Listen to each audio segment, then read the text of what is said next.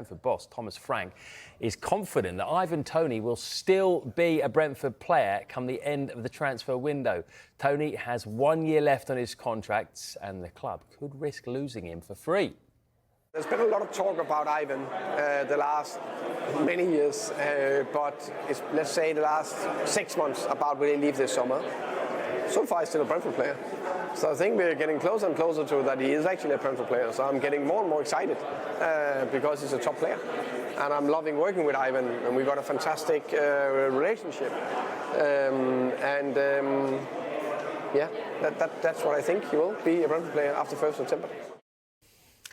Well, Ivan Toney was probably the talk of the last window, maybe even the window before that. But why have no clubs come in for him? Well, so interesting, because a year and a half ago, Thomas Frank said Ivan Toney is worth £100 million. A lot of football fans scoffed at that idea, but at the time, he was one of the hottest strikers in the Premier League and scoring goals for fun. I think a lot has to do with his age, the fact that in a year's time, teams can get him on a free, and the fact that he's obviously returning from his ban. And he had a strong start after his return, but then the goals dried up towards the back end of the season. And so there's various reasons why Ivan Toney is not this hot property that he was 18 months ago, but he showed it for England, and he's shown it for Brentford over the last couple of seasons in the Premier League. He's a handful, and he's an effective player, and that's what you need in the Premier League, especially when I think there's a dearth of top-level strikers that can really operate at the highest level. Ivan Toney showed you for the last couple of years that he can.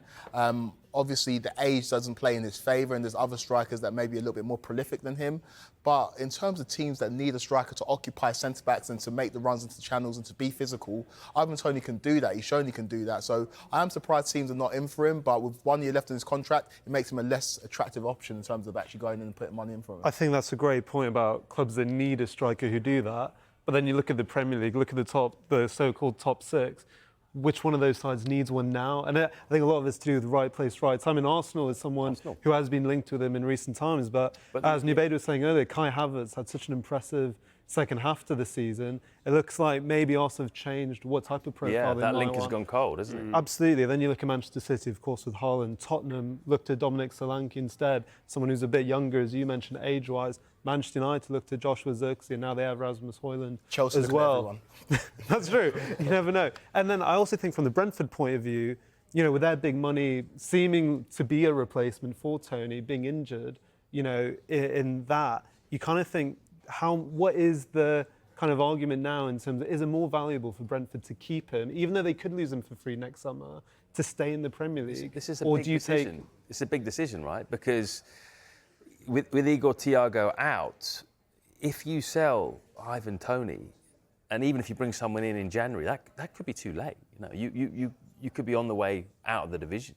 But in all fairness, he did miss a lot of games last season, and Wissa and Mbeumo did a really good job without him. I'm sort of leaning towards the side of sell him so you have some money now, because Brentford are also not a club that can splash money after he goes, so they're going to be in the same situation anyway.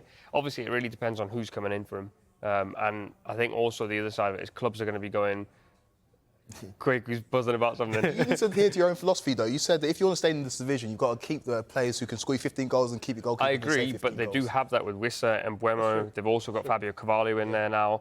Igor Thiago will be back in the new year, so they might have to survive until January, and then you've got all these other options. And they did that last year, and they were fine. So I think defensively they're very good. Tactically they're very good.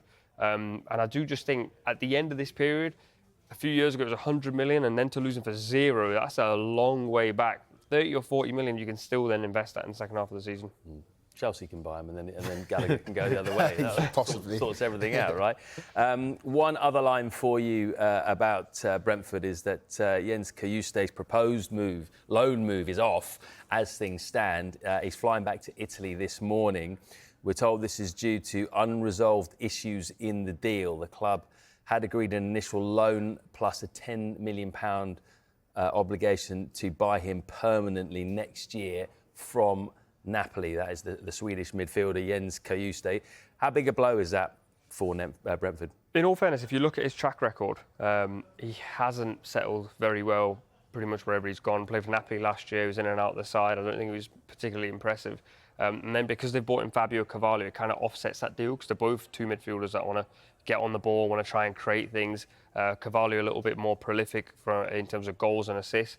And I also think you want, at this point, if they are planning for life without Toney and they're going to be in a relegation battle next season or they're going to be down there, you want players that can settle immediately. And so far, they've done really good business in the Premier League. And I think for Carvalho probably is another very good signing on top of the ones they've made. So I actually don't think this is going to be a big miss.